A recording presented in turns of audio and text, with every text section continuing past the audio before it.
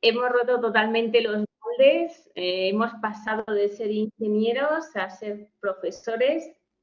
Vamos, os he visto un cambio de chip tremendo, ¿no? A través de los trabajos realizados. Así que eso, lo primero, daros la enhorabuena por las reflexiones realizadas, pues cómo, siendo un trabajo difícil, realmente le habéis dado una vuelta de tuerca, ha habido trabajos muy creativos, bueno, fantástico. Así que daros la enhorabuena. Y ya nos quedan poquitas clases, así que en esta sesión vamos a continuar repasando lo que vimos el día anterior. Recordad que estábamos viendo todo el tema de... Hola, buenas tardes, Begoña, y todos. Estábamos viendo el tema del cómo, pues vuestro tema, yo os digo vuestro tema de cómo afectan las tecnologías en la educación, ¿no? Que muchas veces, pues, para vosotros chupados, ¿no? Pero para mucha gente que proviene de otras ramas de conocimiento, pues es un mundo, ¿no? Porque realmente no le cuesta mucho la adquisición de competencias tecnológicas y digitales. Entonces, hola, Víctor. Entonces, realmente, pues eso, que sepáis que sois un anclaje fundamental en los centros y cuando lleguéis a los centros, o los que ya estáis, o las que ya estáis trabajando en centros, os daréis cuenta, ¿no? Que realmente el papel que tenéis ahí es súper, súper importante. Así que en ese sentido, pues vamos a tratar de repasar un poquito los conceptos que vimos el otro día, que os decía que hay ciertos conceptos que conocéis y que si no conocéis sí que es importante que os materialicéis con ellos porque son aspectos que incluso nos van a evaluar sobre ellos. En ese sentido, lo lógico sería que a vosotros los que sois técnicos no tuvierais que pasar por estas tonterías, ¿no? que nos hacen al resto, pero bueno, realmente lo están haciendo con todos, ¿no? La competencia digital docente es una cosa que nos están exigiendo, al igual que los idiomas, ¿no? Entonces, pues estamos en un momento clave. Y lo que vamos a hacer el próximo día vamos a hacer un simulacro, el simulacro de examen, así que no os preocupéis porque va a ser muy sencillo, nos va a permitir también practicar un poquito de cara al examen para ir más tranquilos. Como digo, el día del examen tenemos que centrarnos solo en el examen, no estar preocupados con si me va a funcionar, si no me va a funcionar, que eso es un estrés. Entonces yo quiero que vayáis al examen diciendo, esto va a ir todo bien, ¿vale? Y que la única preocupación sea pensar bien las preguntas, que ya sabéis que es tipo test, es como el ejemplo que vimos el día del debate en clase, ¿vale? Que tenéis algunas personas han hecho algunas preguntas ahí en el trivial de los temas, así que yo en ese sentido ya sabéis que os animo a continuar haciendo preguntas, a contestaros a esas preguntas porque sí que os va a ayudar, ¿no? El repasar los conceptos. Si os apetece, si tenéis tiempo, y eso ya sabéis que es algo, pues a mí me gusta el aprendizaje colaborativo. Creo que muchas veces ayuda y sobre todo cuando estamos así en enseñanza online, que es un poco, pues eso, está uno solo en casa y tal, no es tan motivador cuando uno va al aula, es distinto, ¿no? Tienes a los compañeros, hablas con ellos. Aquí, pues sí, mucho whatsappeo, pero pero a la hora de la verdad, pues se echa en falta esa cercanía. Por eso os digo que en ese sentido, pues el trivial sí que os animaría a decir, venga, vamos a ponernos a prueba, a ver qué sabemos, a ver qué no sabemos, ¿vale? Que ahí tenéis la posibilidad. Vamos a comenzar, si os parece, repasando rápidamente. Por favor, cuando estéis cansados me avisáis, hacemos un KitKat, ¿vale? Ya sabéis que me gusta que descanséis un poquito. Simplemente voy a hacer el test. No, José Luis, no puntúa. Simplemente os hemos propuesto unas preguntas a modo de ejemplo de cómo van a ser las preguntas del examen, que como me pedisteis, oye, por favor, que pongáis el examen de simulacro con preguntas para que nos sirva para repaso, pues es lo que hemos hecho. Hemos tratado de poneros preguntas que os sirvan un poquito para ver cómo pueden ser las preguntas del examen y a la vez que os sirvan para repasar, ¿no? Entonces, pues en ese sentido yo creo que os va a dar seguridad, confianza y como vamos a estar, pues eso va a ser durante la clase, con lo cual cuando terminéis, que eso se termina muy porque son solo 7 preguntas, pues nos juntamos en clase. Si os parece, hacemos una lluvia de ideas, que cada uno cuente cómo le ha ido la historia, si alguno ha tenido dificultades, por favor, que nos lo diga, la gente que le ha ido bien también que nos lo cuente, porque entre todos, pues ese feedback nos va a ayudar a saber afrontar mejor el día de verdad, ¿no? Que es que estemos ahí nerviositos, pues nos va a permitir pues ir tranquilos, es ir centrados en lo que tenemos que hacer y no centrados en si me va a funcionar, si no me va a funcionar, que me voy a encontrar, que todo eso genera mucha ansiedad, ¿no? Entonces yo, como os digo, mi preocupación es que os centréis solo en pasar el examen y que con la evaluación continua tan buena que habéis hecho, que por cierto, me faltan 3 personas por revisar la actividad 2, que lo haré a lo largo de esta semana, ¿vale? Y ya está, o sea, estáis todos evaluados y la evaluación continua tenéis una nota muy buena, con lo cual eso os da un margen de tranquilidad para decir, bueno, tranquilo, que ahora llego al examen y ya no es el decir, no tengo ninguna nota y voy a ir a jugármelo todo. No, ahora ya no vais a jugármelo todo. O sea, que en ese sentido, pues podéis ir con un poquito más de seguridad en vosotros mismos y como muchas cosas van a ser de sentido común, el que no puntúa es el simulacro, que es el que haremos la próxima semana. Eso es lo que acabo de decir, sí. Que es la próxima semana, la próxima clase, el día 12, ¿vale? El día 12 a las 6 se va a activar para que podamos podernos a hacerlo. Ahora mismo no tenemos visible la prueba, ¿vale? La pondremos visible específicamente ese día y ese día, a esa hora, pues ya podréis, estará disponible para hacerlo. Luego sí, exactamente, hay un test de evaluación, lo que tú dices, ese test de evaluación es un test de evaluación de, José Luis, ese test de evaluación que tenéis en la plataforma es un test, digamos, pues también de evaluación continua. Entonces, lo que te ayuda es a pues eso, repasar un poquito toda la asignatura, pero como te digo, al ser de evaluación continua tampoco es que cuente mucho. ¿El test es hasta el día 14? No, Elena. Hemos dicho que el test que vamos a hacer de simulacro, una cosa es el test que tenéis de la asignatura, que ahora estamos liando 2 cosas, el simulacro y el test, vale. El test exactamente no he mirado en la plataforma hasta qué día os lo han puesto disponible. No sé si alguno de vosotros lo puede, el de autoevaluación, Elena, no sé si vosotros lo podéis confirmar que sea hasta el día 14, porque no, la verdad es que no lo he mirado. Estaba más centrada en el tema del examen, el examen de simulacro me refiero, que el otro, ¿vale? Gracias, José Luis.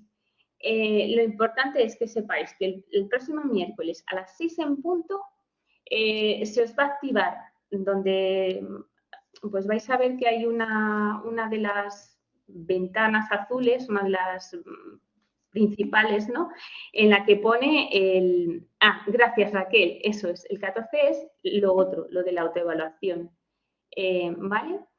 Entonces, el simulacro es el día 12, a las 6, exactamente a las 6 es cuando se activa. Es decir, que ahí, cuando sean las 6, nos meteremos en clase como lo hacemos normalmente, pero vosotros lo silenciáis, ¿vale? Y individualmente, pues cada uno va haciendo el simulacro, ¿vale? De esa manera estáis en clase, cualquier persona que quiera ir hablando por el chat o lo que sea, intentar hacerlo vosotros solos, ¿vale? En ese sentido, aquí, aunque vamos a estar todos interconectados, pero realmente lo que se trata es que vosotros os pongáis a prueba vosotros mismos, ¿vale? ¿Por qué? Porque lo que vamos a hacer es que vais a hacer vosotros la prueba. En caso de que vosotros tengáis algún problema a la hora de realizarla, pues que podáis interactuar por el chat y decir, oye, me ha pasado esto o lo otro. Vicente, ¿qué querías comentar? Adelante. Intentos tenemos 1. Es como si fuera, Vicente, el examen, ¿vale? Tú imagínate el examen que va a ser el examen oficial. Pues para el examen oficial solamente hay un intento. Lo que yo supongo, que te digo, por eso lo tenéis que revisar vosotros. Esto es como un examen presencial, O sea, es como cuando tú vas y a lo largo del proceso, es que luego, Elena, creo que hay, a nivel de máster, creo que tienen otro simulacro puesto así para todos, pero que es un simulacro que lo podéis hacer en cualquier momento, ¿vale? La particularidad que tiene este es que todos lo vais a hacer a la vez. Vale, ahora Elena, es que estamos hablando de dos temas. Yo estoy hablando solo del simulacro. Es mejor que hablemos solo de una cosa porque si no os vais a liar. Entonces, mejor centrados en el simulacro, ¿vale? Vale, la autoevaluación son hasta el 21, excepto esta asignatura, el 14, ¿vale? Yo en eso no puedo hacer nada porque cuando yo me he incorporado a la asignatura, las normas y los plazos ya estaban establecidos, ¿vale? Entonces, en ese sentido, no puedo modificar fechas porque vienen dadas desde las direcciones del máster, ¿vale? Bueno, de acuerdo. Eso es, estáis hablando ahora no del simulacro, estáis hablando del otro test. Porque, como os digo, estamos mezclando las churras y las merinas. Eso, José Antonio, que todos nos aclaremos. ¿Vale? Que en el foro estáis con la preocupación de la autoevaluación. Vale, que os dan más de un intento. Fenomenal. Si os dan más de un intento, mejor, porque así os permiten pues mejorarlo y no que lo tengáis que hacer a una carta, que siempre a una carta es más fácil equivocarse, ¿no? O sea que fenomenal. En ese sentido, si queréis, ya me dais feedback a través del foro y lo dejáis también la primera gente que lo haga, pues que dé feedback a los demás, porque eso ayuda, da seguridad, ya sabéis que tenéis el foro y ahí podéis aprovechar para comentar, oye, que yo ya lo he hecho, la autoevaluación y que es fácil o tener cuidado con tal, o sea, sin hablar de las preguntas o lo que sea, pero sí de lo que es la dificultad para ayudaros unos a otros, sí que es importante que os podáis, si tenéis cualquier problema, que lo podáis, pues eso, compartir, ¿no? Y como os decía, con respecto al simulacro, la característica del simulacro es que lo vamos a hacer todos a la vez. Entonces, el próximo día, repito, las 6, nos metemos en clase, eso, un poquito antes, como hacéis siempre, y a las 6 en punto, pues os metéis en el simulacro.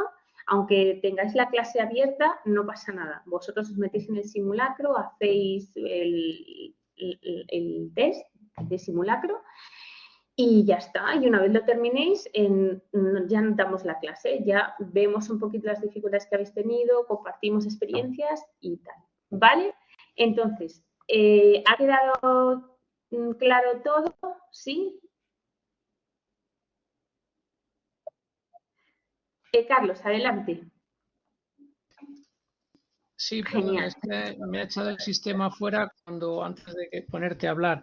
Entonces, pero el simulacro son preguntas del tipo, Sí, como nos han dicho, sí, de qué día estamos, sí. quién es la profesora, No, o son Carlos, preguntas no. de los temas. No, en una de las sesiones de clase que hemos tenido ha habido varias compañeras que comentaron a ver si por favor podíamos poner ese simulacro con prueba, o sea, como si fuera examen, es decir, con pruebas, con preguntas del temario. Y entonces es lo que hemos hecho los profesores, hemos hecho preguntas que son como las de un examen normal, que de cara a que a vosotros os ayude a saber pues qué tipo de preguntas podéis encontraros, ¿sabes? Como, pues eso, siempre es más fácil cuando ya has hecho algo igual, ¿no? Entonces, eso, que las preguntas son como si fueran un examen real, pero que es un examen que no cuenta nada, ¿vale? Pero este no puntúa, ¿no? No. El simulacro no puntúa, simplemente para que os familiaricéis con la plataforma, para que hagamos un feedback pues eso, del proceso, que no os cree dificultades, etcétera, ¿no? Tania comenta, ¿la autoevaluación es necesario tener el programa de bloqueo del examen instalado? Pues supongo que sí. Supongo que sí, porque como es una prueba más de evaluación continua, me imagino que sí, ¿vale? Pero bueno, que mi consejo es que en ese sentido sí que os ayudéis si tenéis algún problema o técnico o lo que sea, que a la hora de hacerlo los demás no tiene por qué haberlo, pero no, José Antonio, pues imagínate, estás en el examen y dices, ¿puedo dar para adelante? ¿Puedo dar para atrás? No sé, esa serie de cosas que a lo mejor en el momento se te plantean y no sabes, ¿no? Entonces, en ese sentido, si algún compañero lo hace primero, pues diga, oye, que no, que se puede ir para adelante, para atrás, ¿vale? Un poco eso. Como comenta Raquel, hay que bajarse un programa que bloquea el resto de webs o programas que tienes abiertos. Eso es un protocolo de la universidad, eso es. Entonces, simplemente tenéis ese programa y lo que hace es que pues está viendo la transparencia de vuestro trabajo, ¿vale? De todas maneras, tampoco María Isabel comenta, pero eso en vez de que me lo diga un compañero, dínoslo tú, Mónica. A mí eso no me da seguridad. Bueno, pues perdona, María Isabel, no te lo he dicho yo, te lo ha dicho un compañero, porque realmente yo no lo sé. Yo, como os he dicho, he empezado este año con la asignatura y entonces hay cuestiones de procedimiento que no las conozco, ¿vale? Pero sí que me han dicho que en el examen sí. Yo no estaba seguro si en este sí, me imagino que sí, ¿no? Por sentido común, porque lógicamente si no todo el mundo podría copiar todo y entonces tampoco tendría mucho sentido, ¿vale? Entonces, esas cosas normalmente os las dice desde la dirección del máster, ¿vale? Son normas que son no solamente para mi asignatura, sino que son para todas las asignaturas igual, María Isabel. O sea que por eso esas cuestiones quizás específicas, los docentes, pues como ya nos vienen todo el pack completo, pues nos preocupamos más por el contenido, facilitar las actividades y facilitar vuestros procesos de aprendizaje que esos aspectos quizás más de tipo técnico, ¿vale? Tania, el test de autoevaluación, como te comento, va a ser del estilo, ¿no? Así con preguntas, con varias opciones de respuestas, porque la idea es pues que os ayude a prepararos de cara al examen final, que va a ser también de preguntas y respuestas, ¿vale? O sea, que en ese sentido, por eso yo os animaba desde el principio de la asignatura a hacer el trivial, para familiarizaros con posibles preguntas que os puedan hacer, para buscar información y tratar de aprenderla pues fácilmente, ¿no? Que todas esas cosas os ayudan mucho. No sé si os he aclarado, el trivial está, Sofía, en el foro. Entonces, el foro de la asignatura nuestra, dentro de Mónica, de la profesora Mónica, está el foro. Y entonces ahí ha habido algunos alumnos que han puesto preguntas con opciones de respuestas. Y entonces la idea era que vosotros, ahora que se acerca la fecha o a lo largo de todo el proceso, pues fuerais poniendo preguntas y contestándoos entre vosotros. ¿Por qué? Porque de esa manera, pues eso te ayuda a familiarizarte y a decir, bueno, una posible pregunta, venga, va, vamos a ver si la sé, ¿no? Y así con la tontería te picas y tal, y cuando te das cuenta, te has aprendido un montón de cosas, ¿no? Entonces ayuda mucho el hacerlo, porque a la vez que lo vas leyendo, pues puedes plantear preguntas para tus compañeros. Y cuando ellos contestan, pues ya se están poniendo a estudiar sin darse cuenta. Es como cuando todos hemos preparado sacado el carnet de conducir, ¿no? Que te dan el típico examen de tipo test y tú practicas y practicas hasta que al final dices, no, ya está, me ha caído la de la abeja que se mete en el coche y entonces ya sé lo que tengo que hacer si se mete en el coche una abeja cuando estoy conduciendo, ¿no? Pues esto es lo mismo. Si hacéis lo del trivial, os va a ayudar a que cuando lleguéis al examen, pues como a todos se os van a ocurrir muchas ideas, pues malo será que no os caiga una de vuestras preguntas, ¿vale? Pero como os decía, es un trabajo que es de aprendizaje colaborativo, que si os apetece hacerlo, pues que sepáis que tenéis ahí la fuente y que lo podéis hacer, y si no, pues estudiar cada uno como le apetezca, ¿vale? Con total flexibilidad y libertad. Begoña comenta, Mónica, disculpa, a ver si puedes hablar con el coordinador de la asignatura o quien corresponde para que amplíen la fecha del test de evaluación hasta el 21, como el resto de las asignaturas, por favor. No le veo sentido a que solo sea esta para el 14. Vale, pues no os preocupéis, Bego, que yo se lo comento, ¿vale? Más que al coordinador de la asignatura, al coordinador y a la dirección del máster, para que para que nos lo permitan, ¿vale?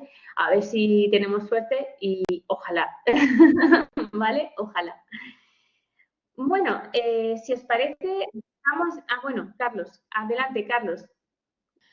Sí, te quería preguntar otra cosa más. Tanto en el Sí, simulacro como en la autoevaluación, que no sé si lo has dicho, tú vas sí. resolviendo preguntas, pero por aquello del tiempo, que te vas a las que sabes seguro o a las que crees que sabes, contestas. ¿Puedes luego volver atrás si te has dejado alguna en blanco o ya no te deja el sistema volver? ¿Sabes tú eso?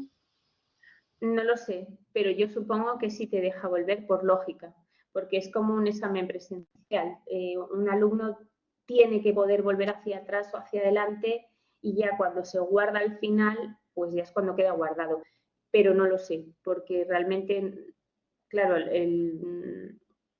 no sé cómo funciona, vamos, no lo he hecho, entonces no tengo ni idea cómo hace el sistema. No obstante, lo puedo preguntar para que me digan cómo funciona, ¿vale? Sí, yo si queréis os lo confirmo que me lo digan, pero yo creo que sí, que yo creo que sí.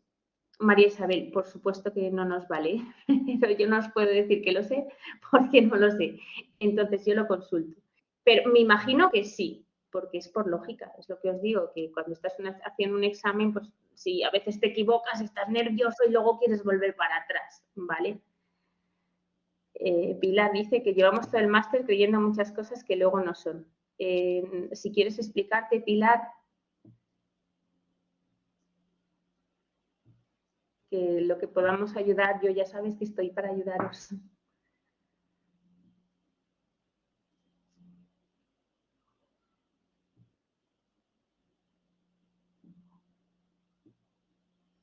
Vale, pobrecitos míos. Pues no os preocupéis que yo voy a tratar de aclararos lo que necesitéis, ¿vale? Y si os parece, os lo digo a través del foro en cuanto me lo confirmen, para que estéis tranquilos y no os lleváis sorpresas, porque exactamente, Pilar, lo que no puede ser es que estéis ahí, que sí, que no, ¿vale? Yo os digo que creo que no, pero por si acaso, más vale consultarlo y así no hay problema. El simulacro hemos dicho, María, que es el día 12, ¿vale? El día 12 a las 6 de la tarde. El día 12 a las 6 de la tarde, que nos metemos en clase y lo que hacemos es que hacemos el simulacro, ¿vale? Y una vez terminamos el simulacro, lo que vamos a hacer es una lluvia de ideas entre todos para contarnos las experiencias, cómo lo estamos haciendo, qué dificultades hemos tenido y precisamente para que no suceda esto que están comentando los compañeros de donde digo es Diego, sino que vosotros ahí probéis y digáis, ah, pues sí, se puede ir para adelante, se puede ir para atrás, tengo un problema, lo puedo solucionar. ¿No? Que ningún problema sea un problema, sino pues una circunstancia, que al final es lo que se trata, tratar de ayudar a que todo salga bien. El día 12 es la última clase. Pues mira, las sesiones que tenemos de clase, espera un segundito que voy a mirar el calendario. Tenemos la sesión del 12 es la última clase, efectivamente. Es la última clase. Eso es. Y ya terminamos y ya vosotros podréis estar más tranquilos. ¿Vale? ¿En qué tiempo podemos resolver el test de evaluación? Y son 20 preguntas también. Os contesto las dudas del test de evaluación, os lo contesto a través de un mensaje, ¿vale? Porque todos, como os digo, esos procedimientos estaban antes de que yo llegara a la asignatura y entonces desconozco cómo lo han gestionado anteriormente y yo no lo he hecho. Entonces, al no haberlo hecho yo, no lo sé. Entonces, a través del foro os lo dejo puesto. Si hay tiempo establecido, el número de preguntas, me parece que sí que eran 20 preguntas, si no me equivoco. Pero no estoy segura. Y eso, de todas maneras, cualquier otra pregunta me lo decís. Yo voy a apuntar las dudas que hemos comentado para que no se me olvide ninguna, ¿vale? Hemos dicho la primera duda, lo de recordarme, ¿vale? Las dudas era la primera, si se puede volver atrás, la del el tiempo, ¿vale? Necesario. Vale, si queréis escribirme por aquí por si se me pasa alguna, que sí que en cuanto termine la clase voy a mandar un mensaje pues eso, para que nos informen estas cosas y así vosotros también estáis súper tranquilos, teniendo las cosas claras. Necesario para la prueba y preguntas de la autoevaluación. Y si es posible, ojalá nos dejen modificar la fecha. Yo por mí creo que mejor porque así estaríais más tranquilos, ¿no? Posibilidad de modificar la fecha. Ojalá. Para el 21. Y todos los demás lo tenéis el 21, ¿verdad? Porque eso sí que nos daría pues un poquito de desahogo. Exacto. Eso es. Vale. Vale, Carlos, comentas, cambiar la pregunta de alguna pregunta. Eso, sí, eso lo he puesto ya. Si se puede volver atrás y si se puede modificar las respuestas. Yo creo que sí, de todas maneras. Pero bueno, más que nada, mejor consultarlo para que no estemos agobiados. Exacto. El bloqueo del programa, sí. Supongo que esas cuestiones técnicas os informarán, pero yo por si acaso les voy a decir que nos manden algo, una información que nos sirva para todos. Y cualquier duda que tengáis, me lo ponéis si queréis ahí en el foro también y se lo pregunto también. Si veis que se os olvida algo y decís, oh, esto también es importante y me pone nerviosa. El programa de bloqueo. Bloqueo. Si necesitamos el micro. Yo creo que no, que para el programa de bloqueo bueno, no lo sé. Así que lo consulto. Más vale consultarlo y que nos quede claro. Para la autoevaluación y para el examen final. Vale. ¿Más dudas os quedan? Mirad, he apuntado eso. Si se puede volver atrás, si se puede modificar las respuestas, el tiempo necesario para la prueba de autoevaluación, el número de preguntas de la autoevaluación, la posibilidad de modificar la fecha para el 21 y el problema de bloqueo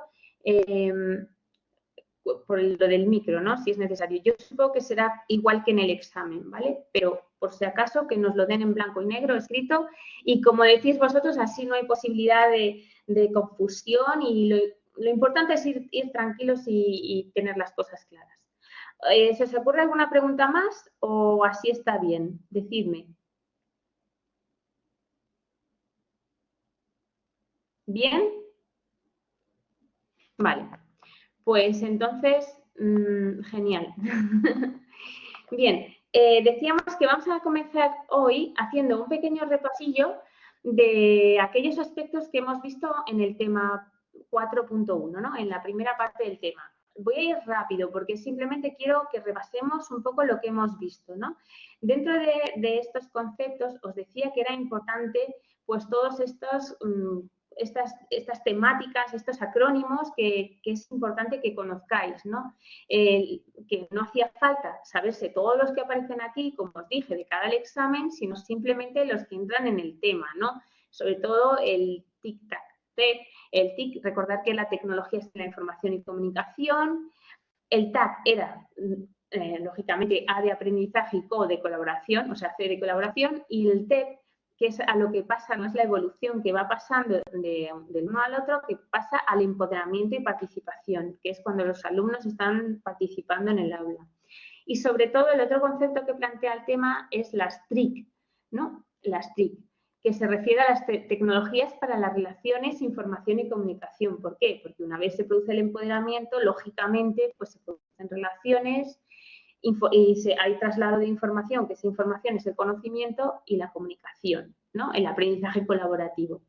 Estos otros aspectos, el TAC, hemos dicho que cuando se relacionaba con la D, significaba que además estaba digitalizado. Entonces, que sepáis que si aparece la D, pues obviamente se refiere a eso, ¿vale? Y en ese otro sentido, cuando aparece la E, aparece porque es la expresión, o sea, no solamente la comunicación, sino cómo se expresa. Muchas veces no es lo que decimos, sino cómo decimos las cosas, ¿no? Vamos a pasar rápido, como os decía, simplemente quiero haceros un apunte de las cosas más importantes que vimos. Aquí habíamos visto, esto era importante, la sociedad líquida, las características de la sociedad líquida, que el autor que hablaba de la sociedad líquida era Bauman, ¿recordáis?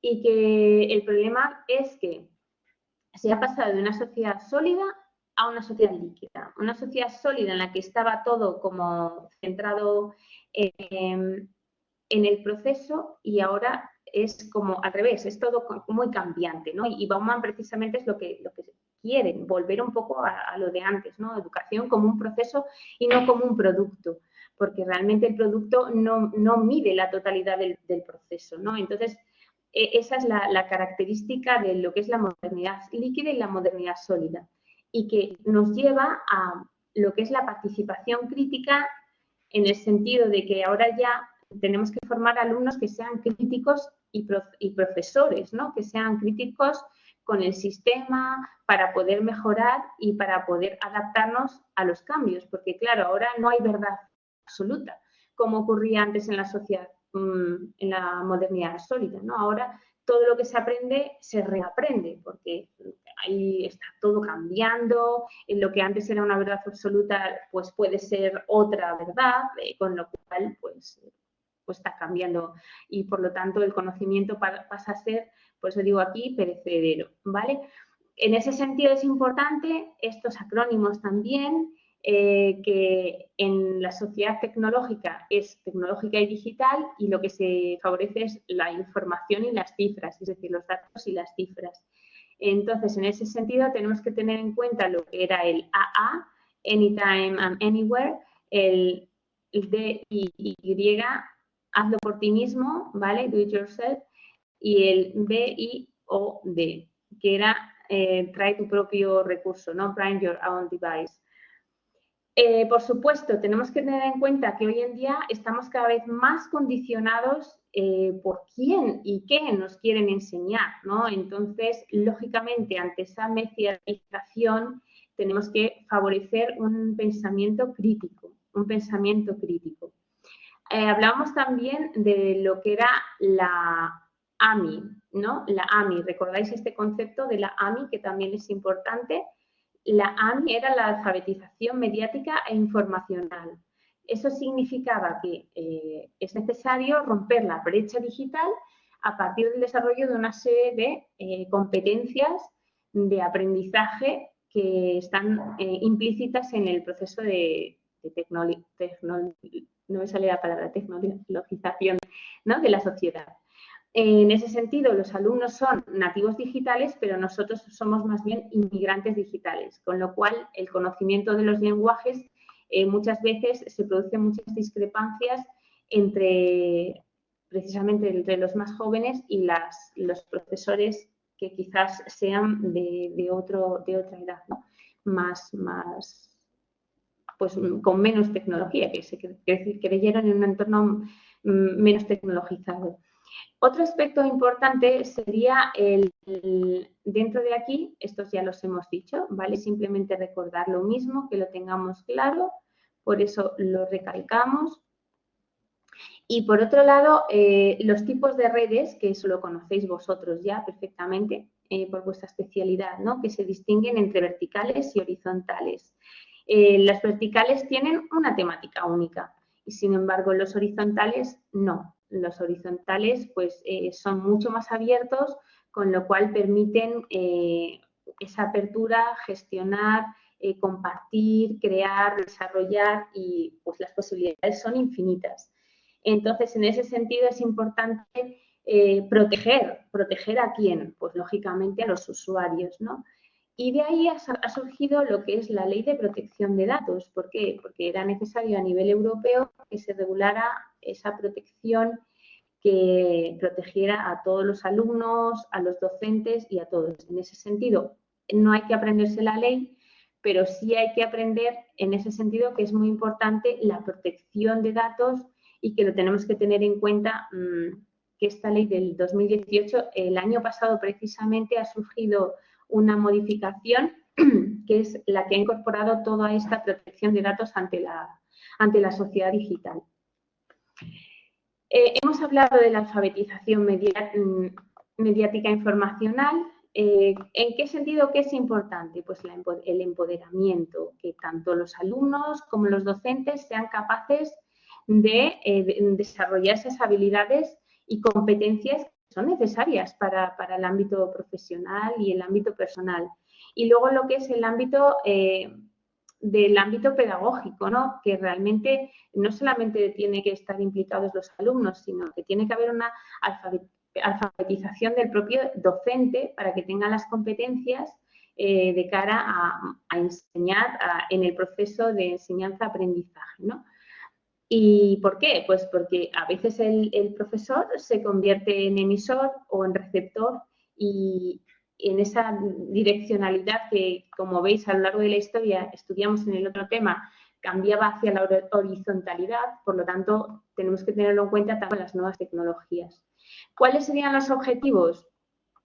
Pues que esta alfabetización tienda a recoger un informe pedagógico que sea crítico, ¿no? Crítico en el sentido de favorecer la reflexión, el trabajo colaborativo, pues los retos, ¿no? Por eso dice aprendizaje basado en problemas, el método ABP, no sé si lo conocéis, ¿no? Método ABP y estudio basado en problemas o de casos, ¿no? También es importante lo que es el proceso de investigación, es decir, venga, vamos a trabajar entre todos, por ejemplo, a través de Mural, no sé si seguro que conocéis Mural, ¿no? Y a partir de estas herramientas, pues sean todos los alumnos capaces de gestionar el aprendizaje. Y luego también analizar los textos y los contenidos. ¿Por qué? Pues porque los contenidos que van a encontrar los alumnos no siempre están bien, o los vídeos o cualquier cosa no está bien. Entonces, en ese sentido, es importante que desde el punto de vista del docente también se ha revisado toda la información que se traslada a la comunidad educativa. Y por último, lo que es las simulaciones y la producción, ¿no? ¿Por qué? Porque como hemos visto en las distintas escuelas de aprendizaje o corrientes pedagógicas, pues realmente el aprender haciendo va a ser una corriente que hemos visto que es la que consigue que los alumnos alcancen el aprendizaje. Esto no creo que os caiga porque es bastante exhaustivo, ¿no? Pero sí tener en cuenta que conozcáis un poquito las características de la alfabetización informacional y de la alfabetización mediática, ¿no? Ver un poquito las diferencias que existen entre ambas cosas. Pues una cosa es el carácter informativo que tienen los medios de comunicación y otra cosa es pues cómo puede tener ciertas connotaciones digamos, de manipulación y por lo tanto hay que formar dentro de la alfabetización mediática en un aprendizaje crítico, que digamos que esas son los pilares fundamentales, ¿no? La diferencia fundamental entre la informacional y la mediática, ¿no? Diríamos que estaría ahí, en el punto de crítica que tiene que haber para ser capaces de asumir esta alfabetización de forma, como dice la UNESCO, sin que exista brecha digital, ¿no? Vimos también el otro día las leyes, las 5 leyes de la alfabetización. Entonces, simplemente repasarlas rapidísimamente, que la UNESCO, como veis, es la que nos marca el camino a los gobiernos y luego a las leyes educativas.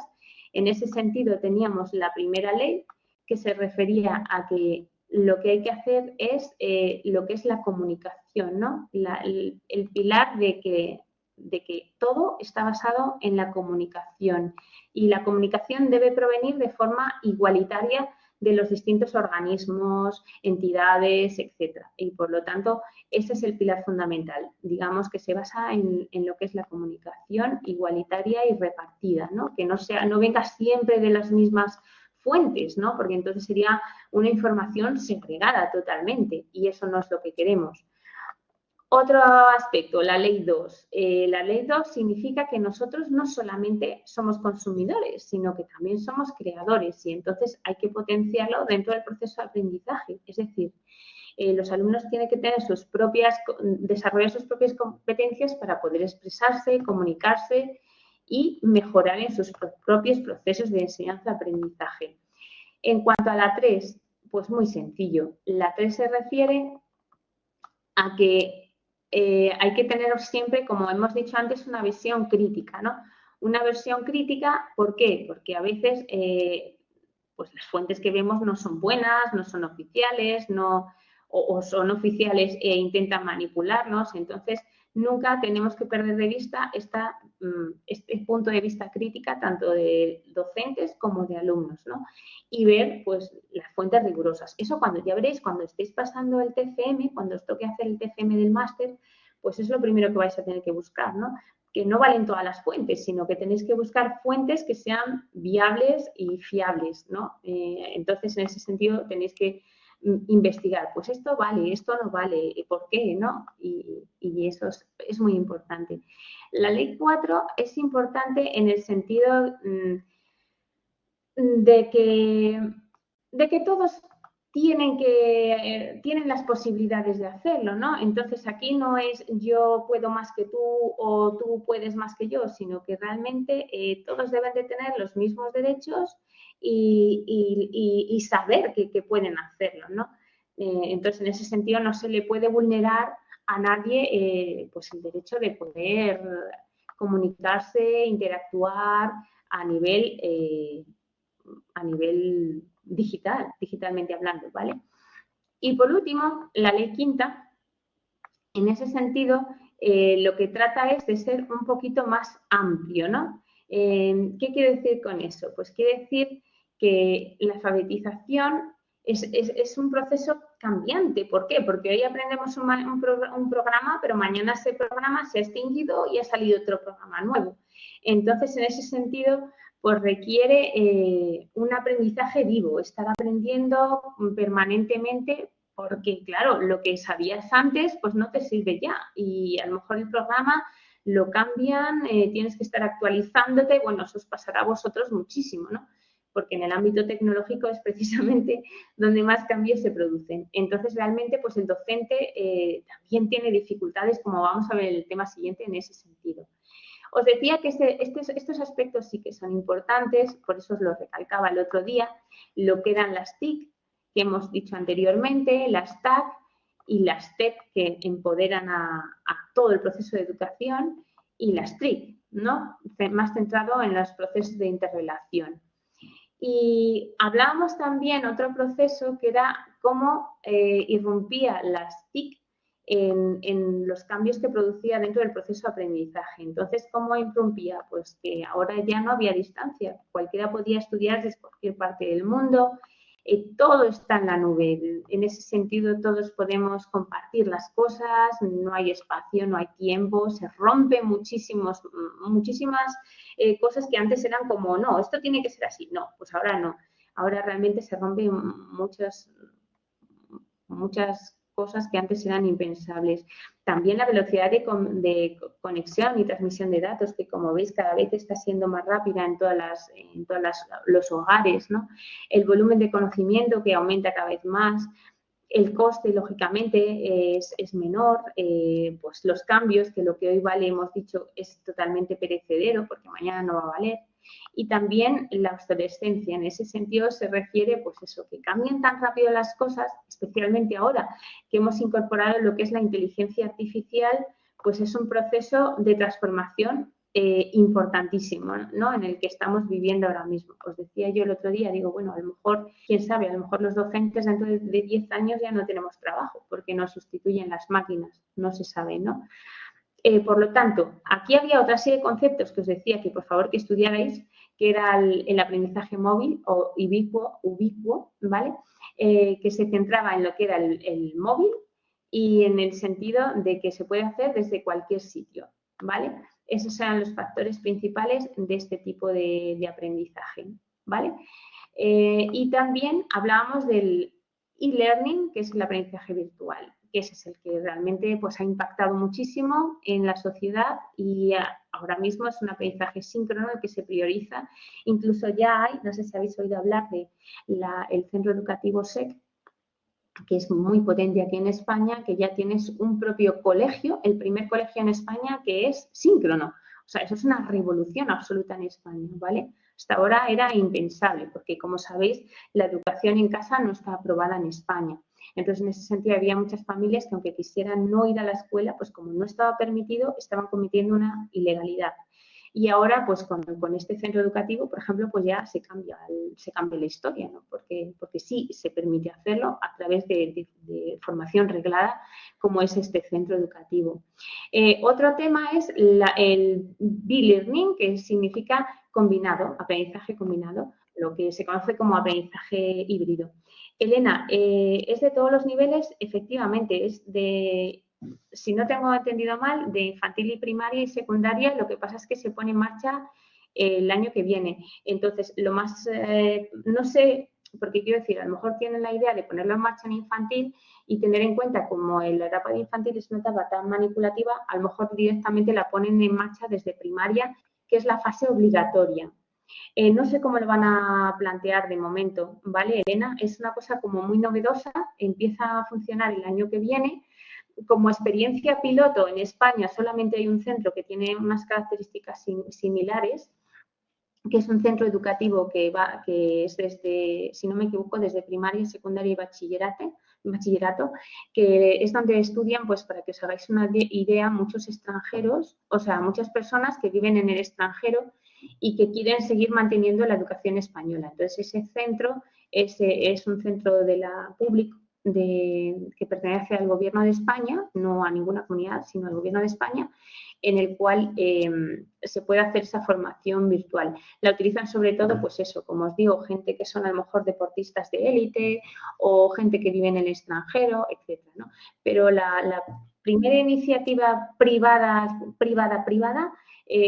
va a comenzar en septiembre. O sea, nunca antes se había hecho algo así. Es algo totalmente impresionante. A mí me parece impresionante porque yo tengo una hija trasplantada de corazón y por motivos del COVID he tenido que estar confinada durante 3 años, ¿no? Y nos fue muy, muy difícil mantener ese confinamiento de 3 años precisamente por eso, por lo que os digo de que no te permitían la enseñanza en casa. Entonces, este aprendizaje híbrido y este aprendizaje e-learning es totalmente rompedor en la etapa de primaria y secundaria.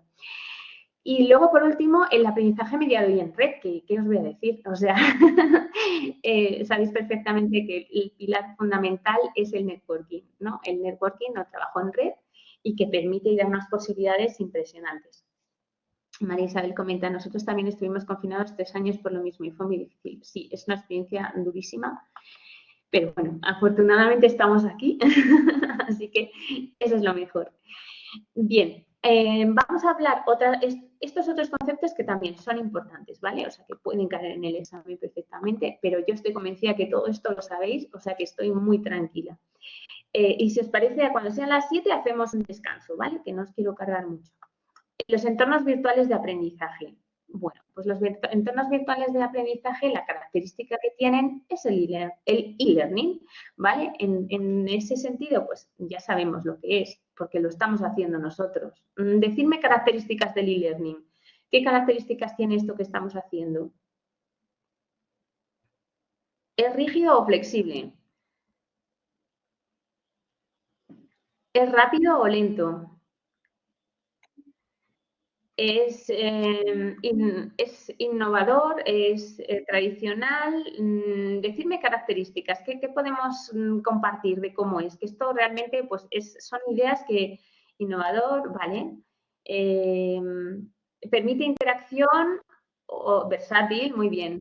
Exacto, interactivo, eso es.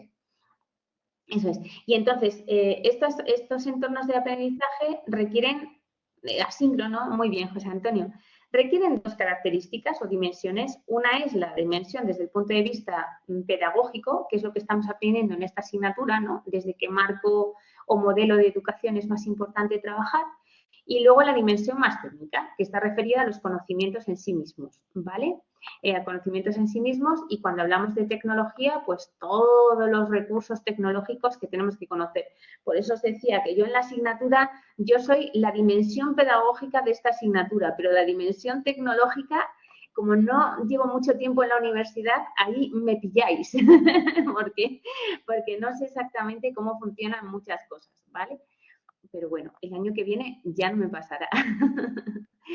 Bien, deciros simplemente en este sentido que, lógicamente, las posibilidades de los entornos virtuales de aprendizaje rompen la barrera, y especialmente en zonas rurales, que antiguamente pues es que ni podían llegar los profesores. Yo he trabajado en centros rurales agrupados, ¿no? En Galicia y en Andalucía, y era tremendo, ¿no? Para ir a esos centros, no llegabas ni con el coche pues eso, cuando hacía mal tiempo, etcétera. En cambio, ¿qué es lo que sucede ahora? Pues que con estos medios pues se consigue muchísimas posibilidades, tanto de flexibilidad en los docentes que pueden, pues en un momento determinado, reunirse con cualquier parte del mundo, como de escalabilidad, o sea, es como muy fácil, ¿no? Parecía que iba a ser muy difícil, no, pero al revés, es como que se pasa en grado de dificultad, va afianzándose, y te vas dando cuenta que los procesos pues van fortaleciéndose muy rápidamente. Y la interactividad, ¿no? Es otra de las características que, pues lógicamente, estamos en la clase, vosotros podéis ahí hablar a través del chat, podéis poner el micro, ¿no?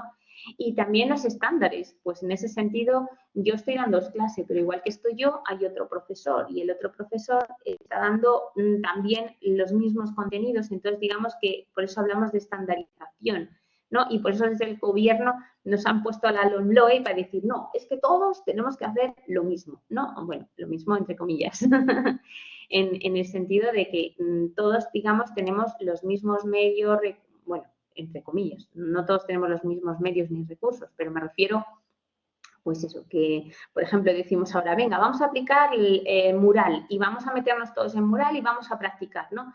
Pues hay muchas herramientas gratuitas que podemos utilizar de forma muy sencilla, muy sencilla. En ese sentido, comenta Juan Carlos, yo creo que la interactividad se pierde un poco respecto a la formación presencial. Sí, yo sinceramente echo de menos la presencialidad, porque es la cercanía, el poder mirar a la cara del alumno, ¿no? Y luego también que estás en casa y a lo mejor te llaman por teléfono, o tienes a tu hijo al lado, ¿no? Entonces es mucho más fácil distraerse cuando uno está solo. Y es más difícil mantener la atención de forma online, muchísimo más difícil. Y luego cuando ves personas que están hablando continuamente, llega un momento ¡pum!, que desconectas, desconectas.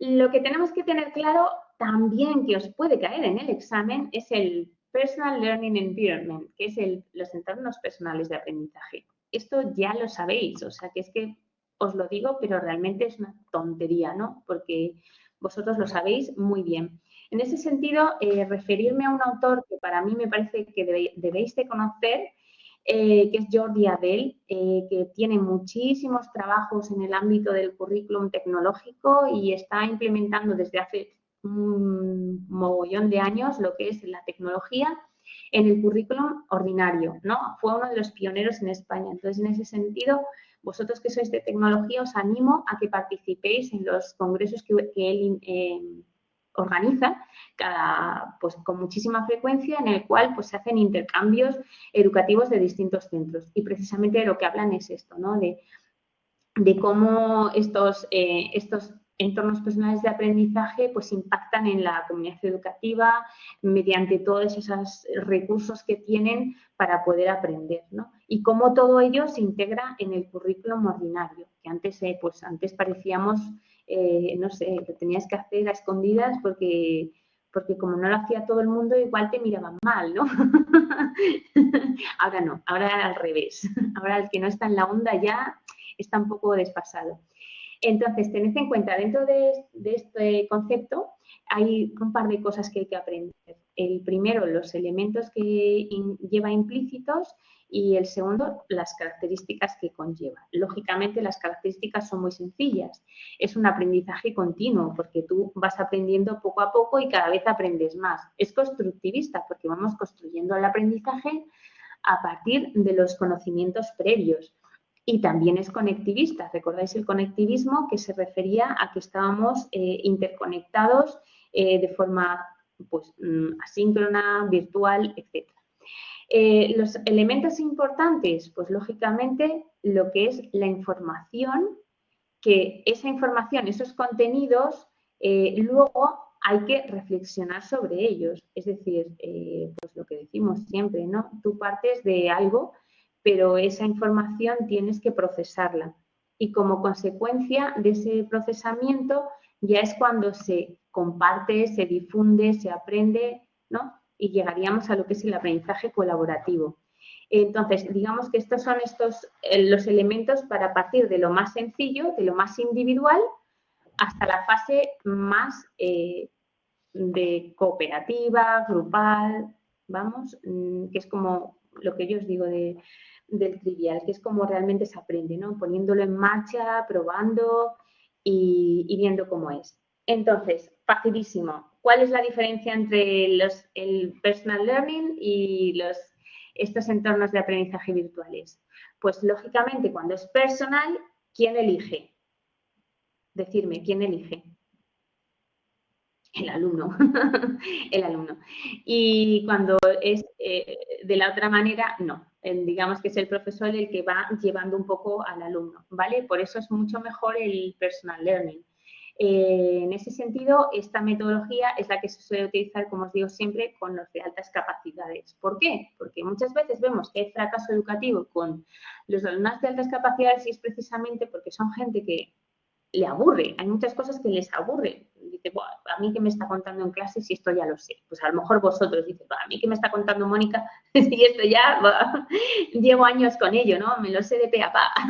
Pues es lo mismo, o sea, realmente por eso hay que ir un puntito más allá y tratar de que sean los propios alumnos que puedan enseñar pues, y guiar, ¿no?, al profesor. Pues de qué manera, cómo te gustaría aprender esto, cómo podemos hacer para ir un poquito más allá, ¿no?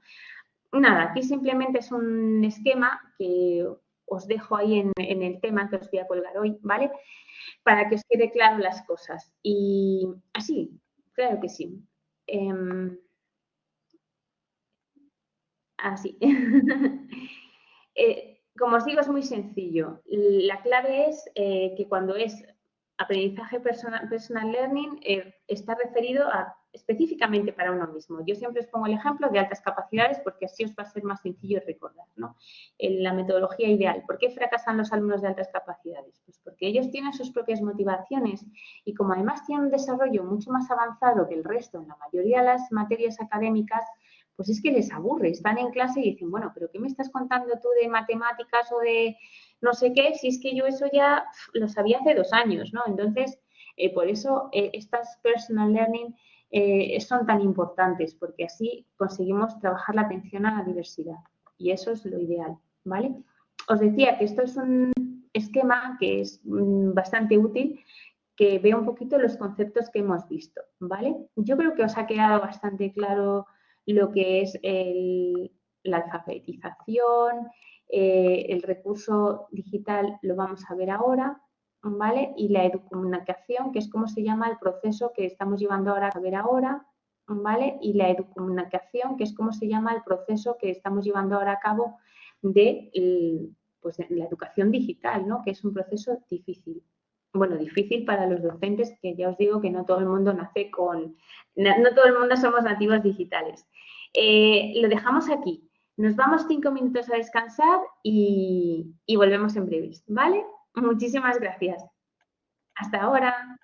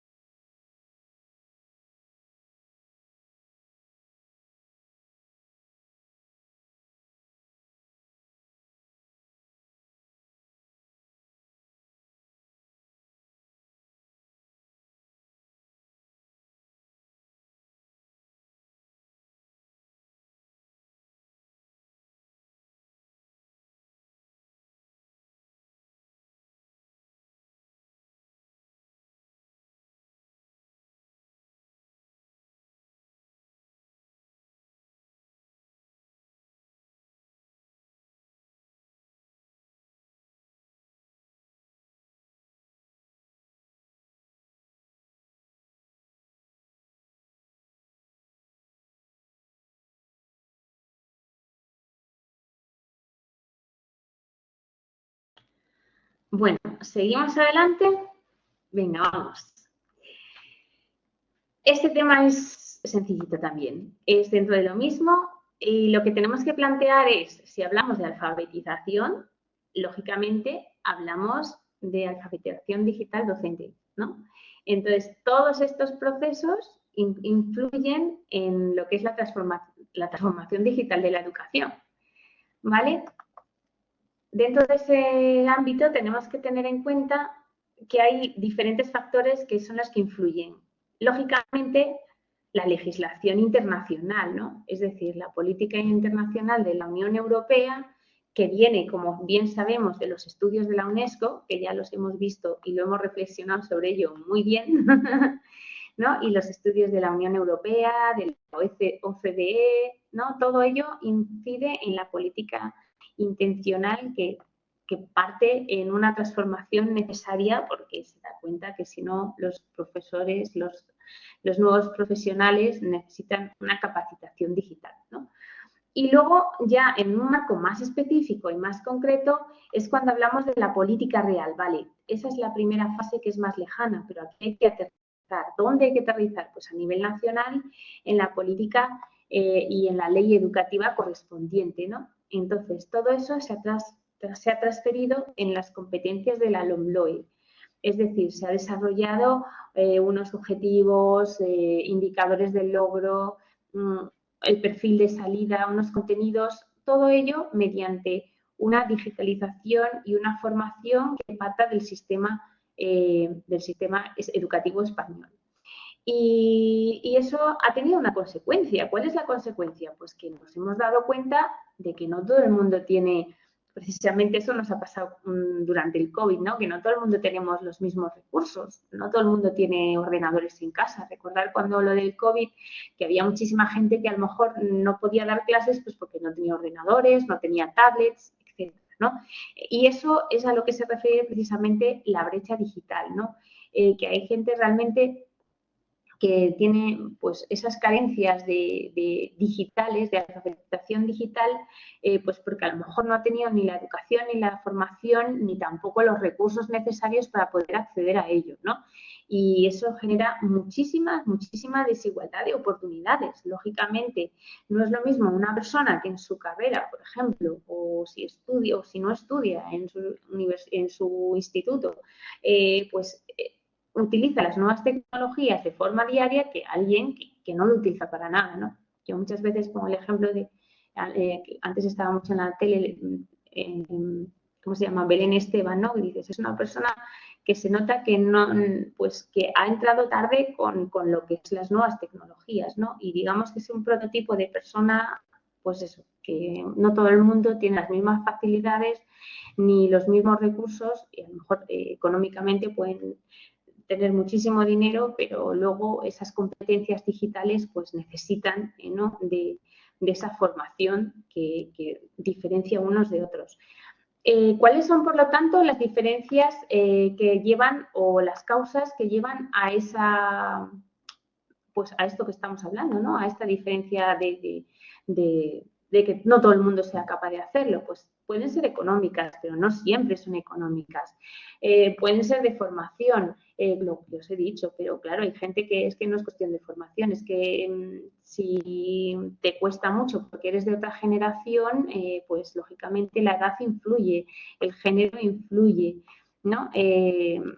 Todos estos aspectos influyen también lo que es los procesos familiares. Lógicamente no es lo mismo el hijo de una persona que procede de un ámbito tecnológico porque en su casa está acostumbrado a ver a su padre en el ordenador todo el día, que unas personas pues que viven en otro contexto, pues a lo mejor imaginaros yo siempre hablo de Sevilla, las 3.000 viviendas que están ahí en la calle y ellos disfrutan a lo mejor el flamenco en la calle y su vida es eso, ¿no? Entonces, pues como los intereses son distintos, pues la cultura, la comunicación, la localización, todos estos aspectos, lógicamente, hace que exista esa brecha digital, esa diferenciación que hace que no todos tengamos las mismas capacidades tecnológicas.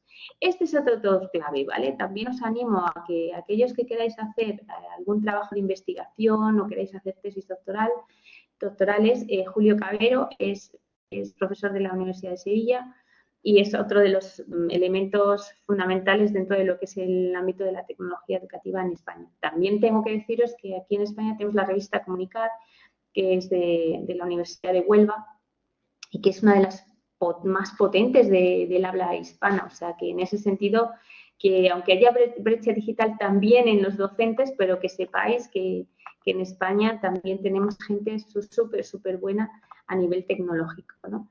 Pero bueno, que sí que es verdad que hay algunas personas que tienen muchísimas dificultades, algunos docentes que estamos tratando de superar esa brecha docente mediante las competencias, ¿no?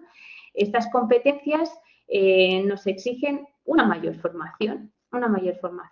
¿Por qué? Porque se ha pasado en este último siglo, digamos que ha habido cambios fundamentales que han hecho pues lo que vimos anteriormente, ¿no? Que la distancia, ¿os acordáis de cuando hablamos de la distancia, el lugar? Todas estas serie de características han hecho que se pase de una enseñanza analógica a una digital, y ahora mismo pues la presencial es insuficiente, porque de hecho los institutos, como veréis, muchas veces están utilizando el Google Classroom y muchos trabajos se están mandando a través del Google Classroom. ¿Algunos de los que estáis dando clases, que me dijisteis que estaban dando clases, estáis utilizando el Google Classroom? Para que me confirméis. Sí. Vale. Decirnos alguna otra aplicación que en vuestro día a día, o sea, en vuestro día a día sea importante y que le digáis a los compañeros, mirad, esto es fundamental, ¿no? ¿Qué otras herramientas utilizáis además de Google Classroom? Moodle también. Por ejemplo, ¿utilizáis Canvas o Padlet o Canvas también? Hacen unas presentaciones muy buenas.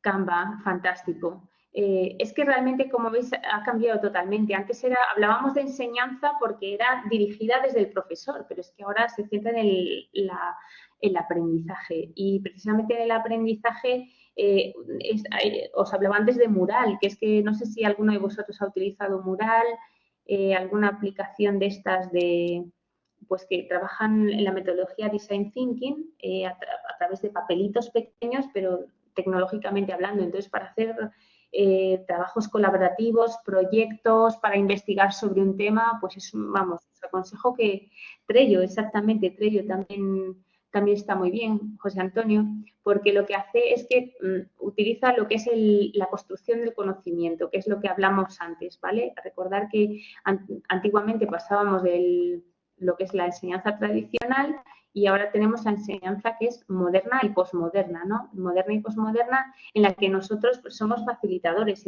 Entonces, en ese sentido, yo recomiendo también que muchos alumnos tienen, por ejemplo, problemas.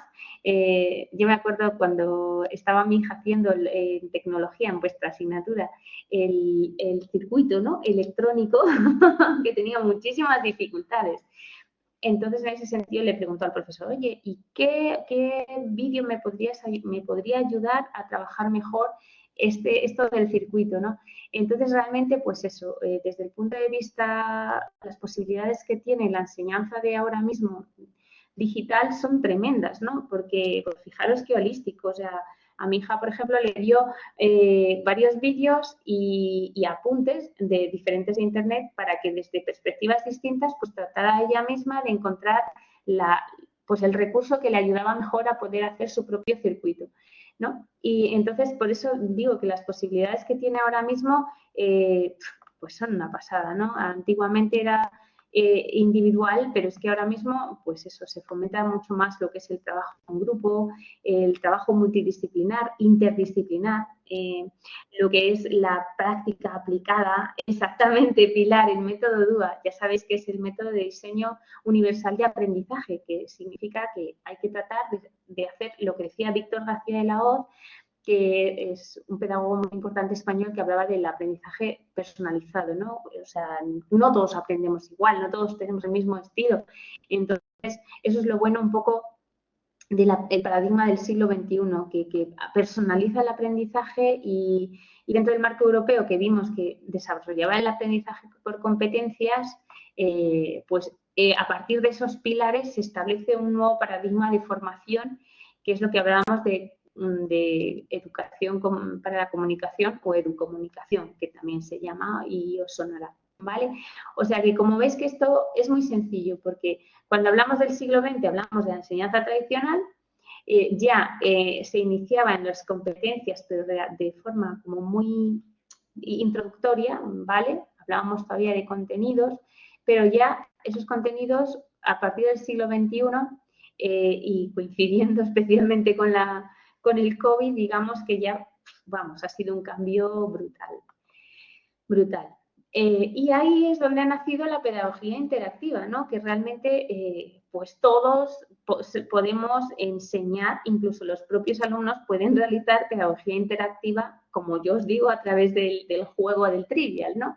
Pues, ¿por qué no, no? O sea, todos tenemos que tratar de ser facilitadores del aprendizaje y desde cualquier sitio, ¿vale? Que ya no hay espacio. Os recomiendo este vídeo del Habla del Futuro, que es de un director de, bueno, es que no os he puesto, porque como no sé lo que vamos a tardar la semana que viene, quería dejaros dar un poquito toda la teoría para la semana que viene estar más tranquilos, ¿no? Y por eso no os he puesto el vídeo. Pero la semana que viene, si nos da tiempo, os pondré vídeos, que este es muy interesante. Es precisamente sobre un director de un centro de Ceuta que ha creado, pues ya sabéis que ahora hay muchas, lo que se denomina el aula del futuro, ¿no? Con una diferente forma de organizar el aula, metodologías innovadoras, aplicaciones tecnológicas y recursos que sirvan para practicar precisamente pues, los principios de la pedagogía interactiva.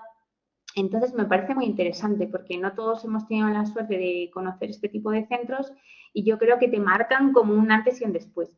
Yo digo que es una enseñanza, una metodología que hemos utilizado de toda la vida de Dios en educación infantil, ¿no? Que trabajamos por rincones también, y ahora se ha extrapolado a nivel pues, de todas las etapas educativas, ¿no? Y básicamente es eso, en la cual el alumno es el que interacciona para conseguir el conocimiento. ¿Lo habéis visto en otra asignatura? Fantástico, fenomenal, fenomenal, porque es muy interesante. Y eso, de cara a vosotros, cuando lleguéis a un centro y tengáis un poquito de mano para poder organizar y demás, pues que podáis hacer cosas realmente buenas. Otra cosa es importantísima, las funciones ejecutivas. Recordad lo que os digo del metaconocimiento. O sea, aquí lo que es el alumno es el que participa, es el que aprende, es el que desarrolla sus conocimientos con ayuda del profesor. Y por lo tanto, ahí se produce una interacción continua, un proceso de comunicación que aquí llama diálogo individualizado. Y, por lo tanto, eso es lo que produce una interrelación entre todos, ¿no? De manera que se produce un diálogo, una conversación, que es lo que incide en el proceso de aprendizaje. Como ahora vosotros cuando me estáis comentando, José Antonio, lo de, esto lo hemos visto tal, entonces os suenan las cosas. Y así entre todos lo conseguimos. Pero aún así tenemos muchas dificultades, muchas, muchas. La primera que yo diría, que siempre nos echan la culpa a los docentes, pero no es así, no es así, no tenemos la culpa. Pues mira, por ejemplo, el primer problema que yo pondría aquí, que no es el que viene en la asignatura como primero, pero yo desde mi marco de experiencia es el tema de que muchas veces no tienes en los centros educativos los recursos actualizados necesarios para poder acometer esa transformación digital. ¿Por qué? Porque los recursos que hay en la enseñanza pública muchas veces pues son recursos viejos, reutilizados y en la mayoría de los casos estropeados, con lo cual la transformación digital a veces es un poco dolorosa porque carecemos de los medios.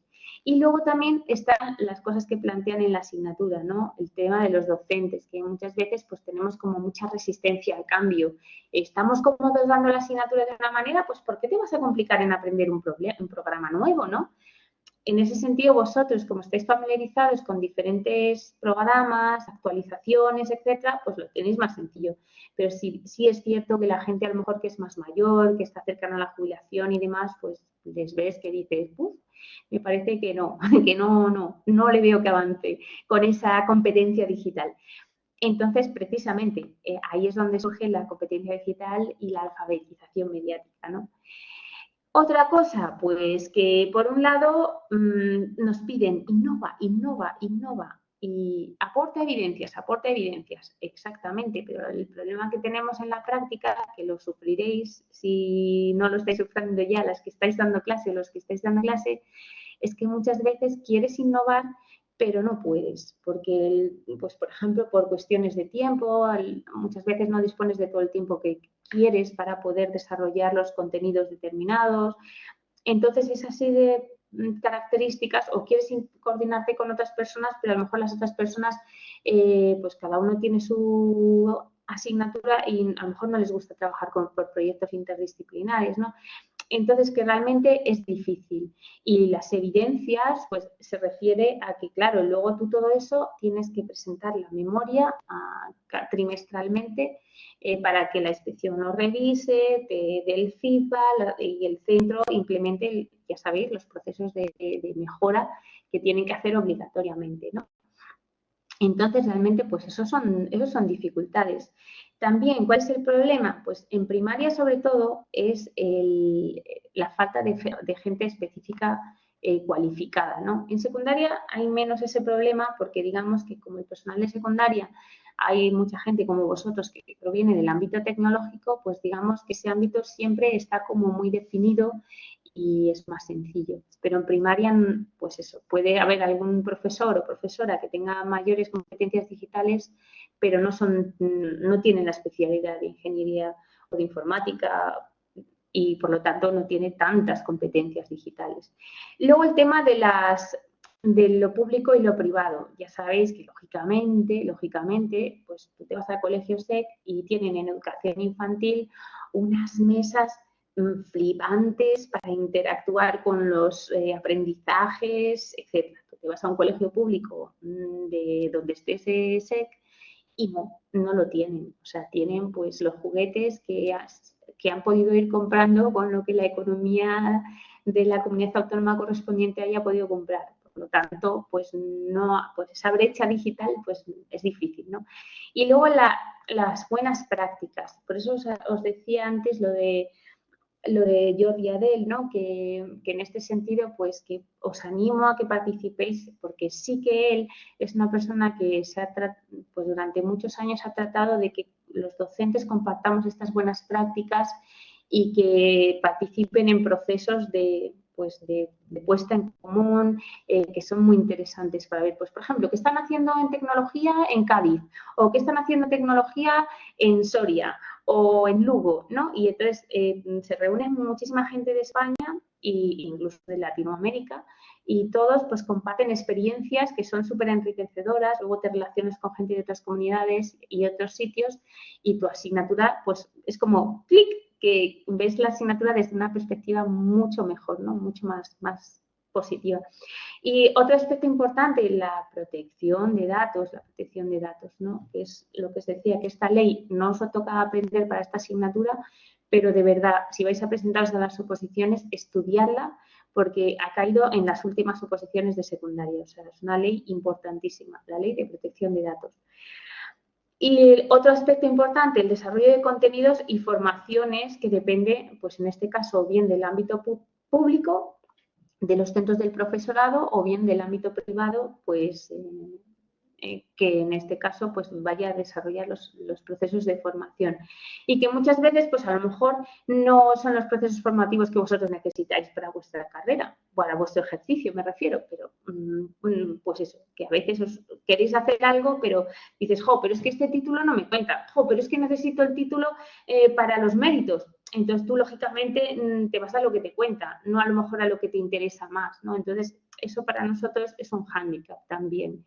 Y luego, el otro aspecto, lo que es pues claro, como todas las cosas están más bien privatizadas, digo en general, pues lógicamente, cuando tú vas a Disney, pues sí, ahí tienen todos los recursos para niños del mundo mundial, pero claro, Disney no es educativo, ¿no? Entonces, pues esa es la lucha, ¿no? Que ojalá se invirtiera más dinero privado y público en lo que es la educación, porque realmente, pues eso, en el ámbito privado, pues pueden, pero en el ámbito público los recursos son muy escasos. Cuando hablamos del modelo TPACK, ¿vale? Es de estos autores. Lo importante, como os digo, no son los autores, sino lo que es el modelo. El modelo se caracteriza porque incorpora tanto el conocimiento tecnológico como el pedagógico, como el propio conocimiento del contenido. Y a partir de esa interacción de estos ámbitos es de donde surge el proceso de enseñanza-aprendizaje. Y por eso se llama conocimiento tecnológico pedagógico del contenido. ¿Vale? Que eso recuerdo que lo dijo una de las alumnas, no me acuerdo quién lo habíais dicho, en una de las clases. Esto es importante, sí, efectivamente. Es importante, os puede caer, pero bueno, lo importante es eso, tener claro que es donde convergen esta serie de aspectos, ¿vale? No es difícil, es simplemente pues, que tiene un nombre un poco raro y rebuscado. Esto os va a tocar aprenderlo sí o sí, porque os va a tocar sacar las competencias digitales sí o sí. Entonces, en ese sentido hay una serie de indicadores de las competencias digitales. Ya sabéis que estas competencias digitales vienen exactamente, Elena, vienen del ámbito europeo y nosotros lo que estamos haciendo es que en cada comunidad autónoma lo estamos un poco haciendo cada comunidad autónoma a su manera, ¿vale? Entonces, que sepáis que son lo que es el compromiso profesional, los recursos digitales, la evaluación y retroalimentación, estas son las áreas, la enseñanza y aprendizaje y la facilitación de esa competencia digital a los alumnos. Entonces, a partir de esa serie de áreas, lo que tenemos que tener en cuenta es que, lógicamente, pretendemos pues, alcanzar una serie de ítems, ¿no? De indicadores. Pues, ¿cómo sabes si hay compromiso? Pues porque se está utilizando en el trabajo, ¿no? O a lo mejor porque todos estamos aprendiendo a abrir pues, por ejemplo, la planificación, todos vamos a ser capaces de hacerlo, ¿no? Porque lo utilizamos y luego reflexionamos sobre ello. Pues toda esa serie de indicadores, ¿vale? Y a partir de esos indicadores es donde surgen los niveles. No sé si habíais visto anteriormente los niveles o si algunos ya tenéis incluso niveles. Ahora la mayoría de los docentes de las comunidades autónomas se encuentran aquí, en novato, en conciencia novato, ¿vale? Y el objetivo de la Unión Europea es estar aquí, en maestría experto, ¿vale? Si bien vosotros, como procedéis del ámbito de la tecnología, lo más normal es que podáis acceder al C2, que es el de innovación y pionero. Entonces, el de liderazgo líder está muy bien porque te permite, pues, bueno, ahora puede ser personal TIC sin tener el liderazgo, ¿no? Pero lo más probable es que en los años sucesivos pues vayan definiendo y acotando las cosas. Y la gente, pues eso, ahora mismo estamos en esta fase, conciencia, exploración y tratando de llegar a la integración y maestría, ¿no? Pero bueno, como os digo, no todo el mundo tiene esas posibilidades. ¿Qué es esto? ¿Qué es esta rueda? ¿Qué es esta rueda? Lo dejamos aquí para el próximo día y el siguiente día os explico lo que es la rueda, ¿vale? Es muy fácil la rueda, pero simplemente es el modelo aplicado a las organizaciones. Que tengáis una buena semana, mucho ánimo. Os recuerdo, os voy a poner por el foro el tema de las dudas, ¿vale? Que ya se lo he mandado a nuestro director. Así que en cuanto lo tenga, os lo paso, ¿de acuerdo? Gracias a todos. Adiós. Chao. Adiós.